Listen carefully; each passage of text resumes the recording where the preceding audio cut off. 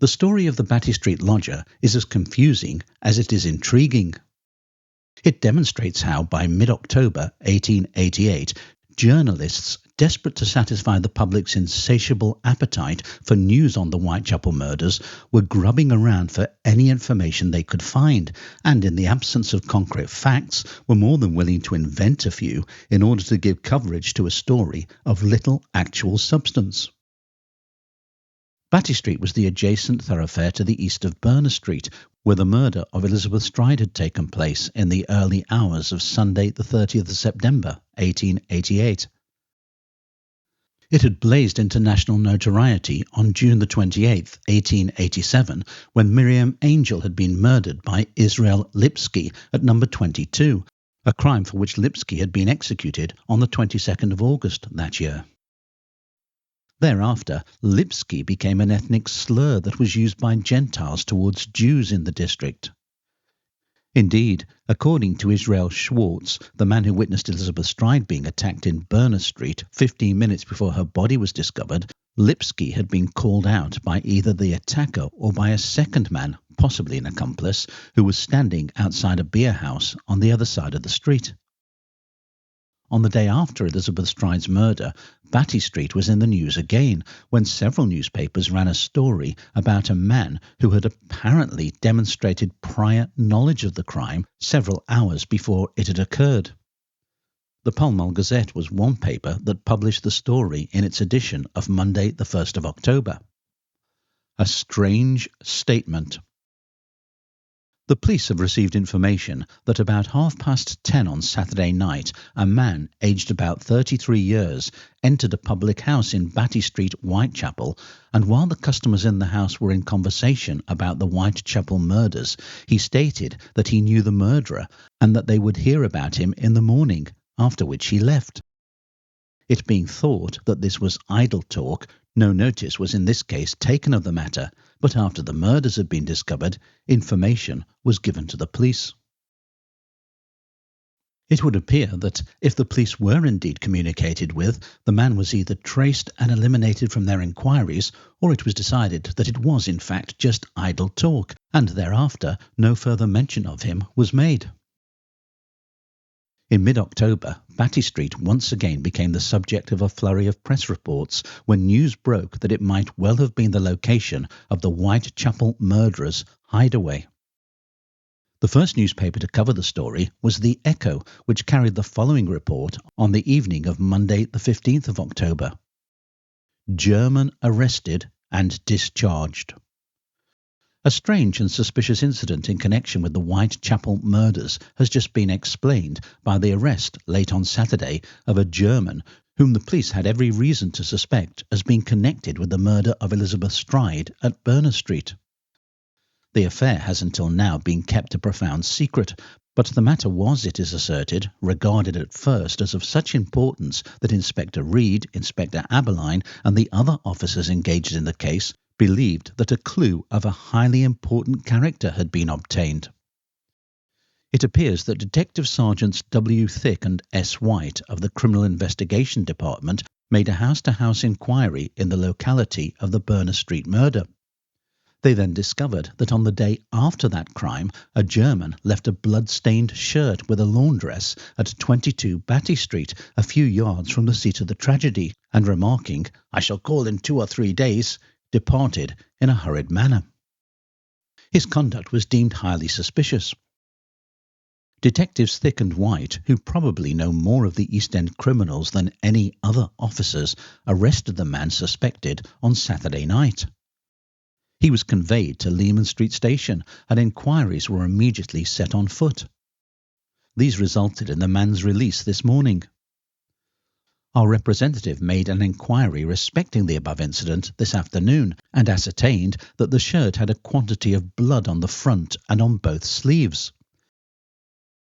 So it would appear that the story was a pretty cut and dried one, although even the Echo would keep it running for over a week, its articles often contradicting one another, sometimes in the same edition.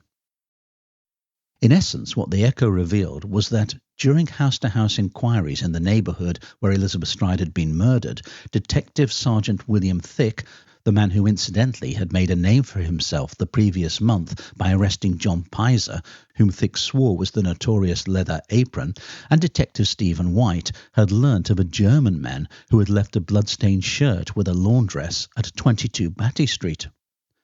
The two officers had then arrested the man on the night of Saturday the 13th of October and, following questioning and further inquiries, had ruled him out of any involvement in the murders.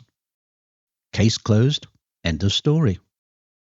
Except that as far as the newspapers were concerned, it was anything but the end of the story, and for the next 4 or 5 days it was republished over and over again, taking on additional facts until the mystery German had become the mythical Batty Street lodger. The twisting, merging and suppression of facts began in earnest the day after the Echo had informed readers that the man had already been ruled out as a suspect. The Daily News on Tuesday the 16th of October reported that, according to a correspondent, the police are watching with great anxiety a house at the East End, which is strongly suspected to have been the actual lodging or a house made use of by someone connected with the East End murders. Statements made by the neighbours in the district point to the fact that the landlady had a lodger who, since the Sunday morning of the last Whitechapel murders, has been missing. The lodger, it is stated, returned home early on the Sunday morning, and the landlady was disturbed by his moving about. She got up very early and noticed that her lodger had changed some of his clothes. He told her he was going away for a little time, and he asked her to wash the shirt which he had taken off and get it ready for him by the time he came back. As he had been in the habit of going away now and then, she did not think much at the time, and soon afterwards he went out. On looking at his shirt, she was astonished to find the wristbands and part of the sleeves saturated with wet blood. The appearance struck her as very strange, and when she heard of the murders, her suspicions were aroused. Acting on the advice of some of her neighbours, she gave information to the police and showed them the bloodstained shirt. They took possession of it and obtained from her a full description of her missing lodger. During the last fortnight, she has been under the impression he would return, and was sanguine that he would probably come back on Saturday or Sunday night, or perhaps Monday evening. The general opinion, however, among the neighbours is that he will never return. On finding out the house and visiting it, a reporter found it tenanted by a stout, middle-aged German woman who speaks very bad English and who was not inclined to give much information further than the fact that her lodger had not returned yet, and she could not say where he had gone or when he would be back. The neighbours state that ever since the information has been given, 2 detectives and 2 policemen have been in the house day and night. The house is approached by a court, and as there are alleyways running through it into different streets, there are different ways of approach and exit.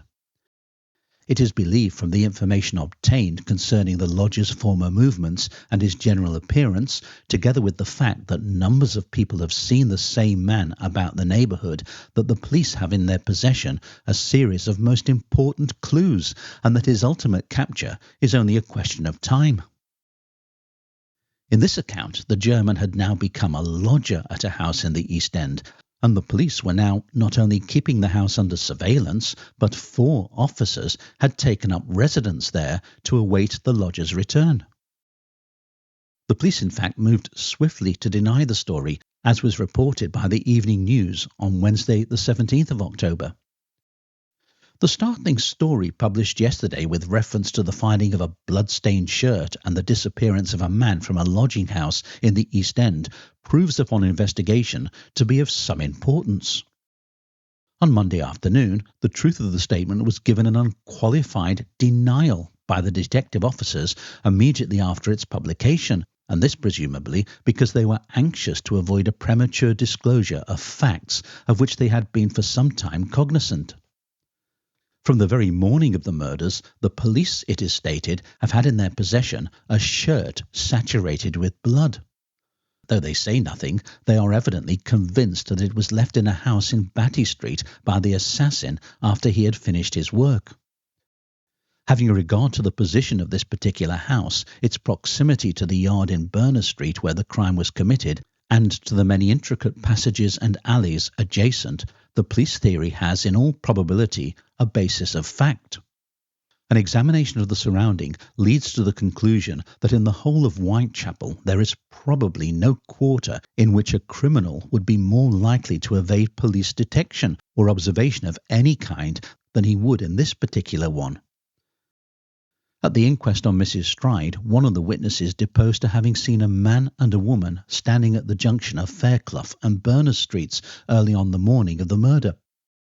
Assuming that the man now sought was the murderer, he would have gained instant access to the house in Batty Street by rapidly crossing over from the yard and traversing a passage, the entrance of which is almost immediately opposite to the spot where the victim was subsequently discovered.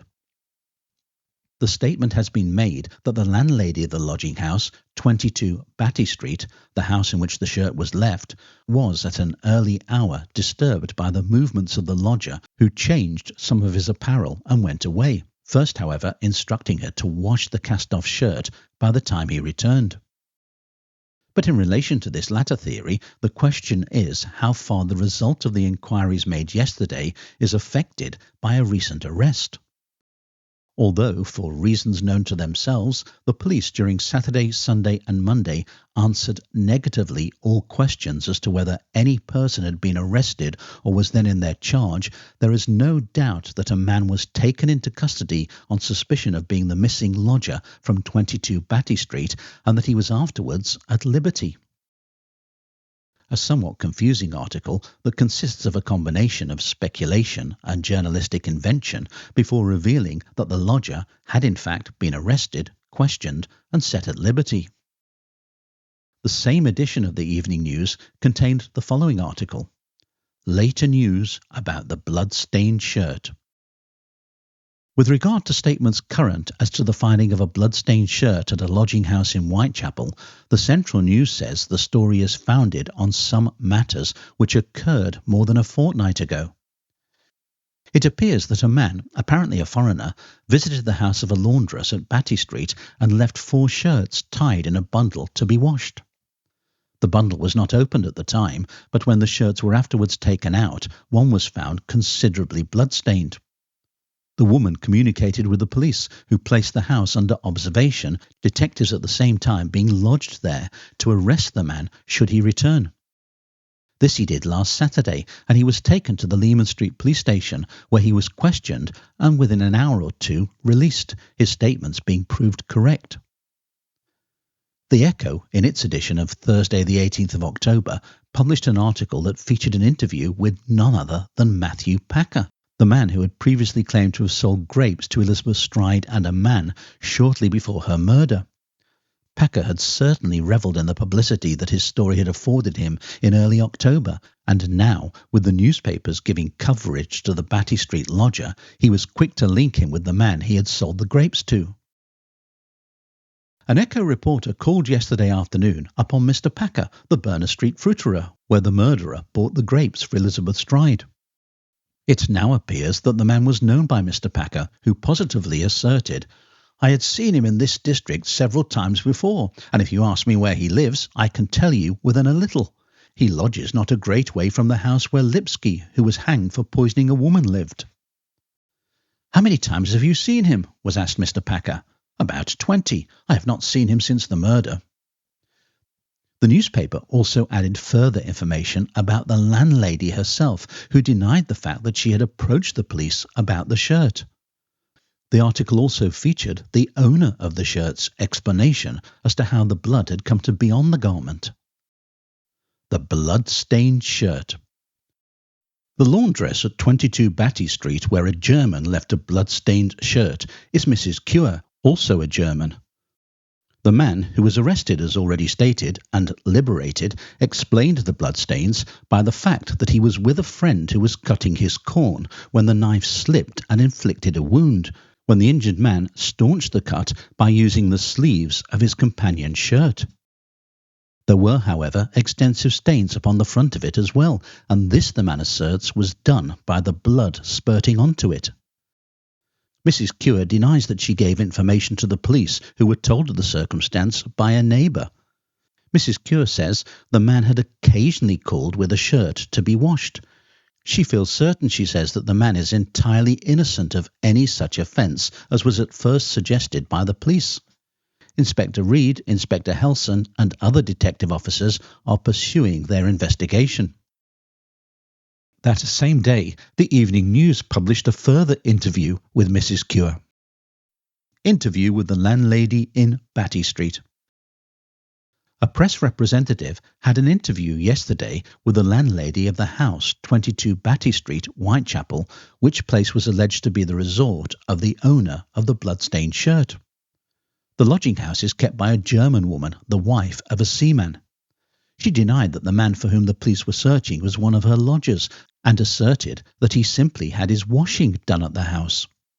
He was a ladies' tailor working for a West End house and did not reside in the Leman Street district.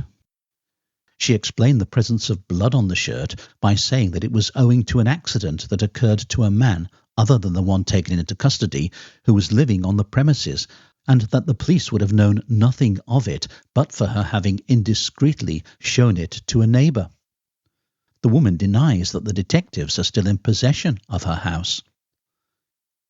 In the same issue, a letter appeared from one of the lodgers at the house in which he accused the news reporter of either being misinformed or having invented the story of the police being in the house. A letter from 22 Batty Street. We have received the following letter. Sir, referring to your issue number 2227, I beg of you to publish a contradictory statement respecting the Whitechapel murderer. In fact, your reporter has been wrongly informed, or else it is his own suggestion. The police are not in the house, nor has the woman had a lodger who is now missing, but a stranger brought the shirts, and when he fetched them, he was detained by the police and, after inquiries, discharged. As regards our house, it is not as your report describes it, for it is a most respectable house and in good general condition, although it is certainly not Windsor Castle. There are only 2 lodgers, one a drayman, name of Joseph, who works for the Norwegian Lager Beer Company, and the other a baker, name of Carl Noun, who has been at work in Margate and only returned on the 6th of this month after the season was over. I trust you will publish these statements as I put it to you. In fact, it may injure the poor woman in her business. Respectfully, C. Noun, a lodger in the house, 22 Batty Street, Commercial Road East, October 17th. And with that, the story of the Batty Street lodger, as far as the newspapers were concerned, fizzled out. Indeed, it would appear that he wasn't actually a lodger at all. It was, it transpired, very much a non-story. Since then, there have been attempts to identify him as Dr. Francis Tumblety, but whereas other suspects arrested around the same time, such as an American taken into custody in Bermondsey, may have been Tumblety, the man who left the bloodstained shirt with Mrs. Kuer at a house in Batty Street was apparently identified and, according to several newspaper accounts, was German. Having been questioned by the police, he was subsequently ruled out of any involvement in the Jack the Ripper atrocities.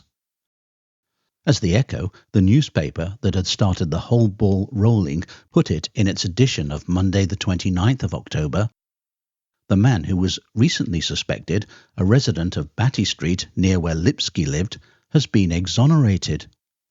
Though certain suspicious circumstances needed explanation, his innocence has been established.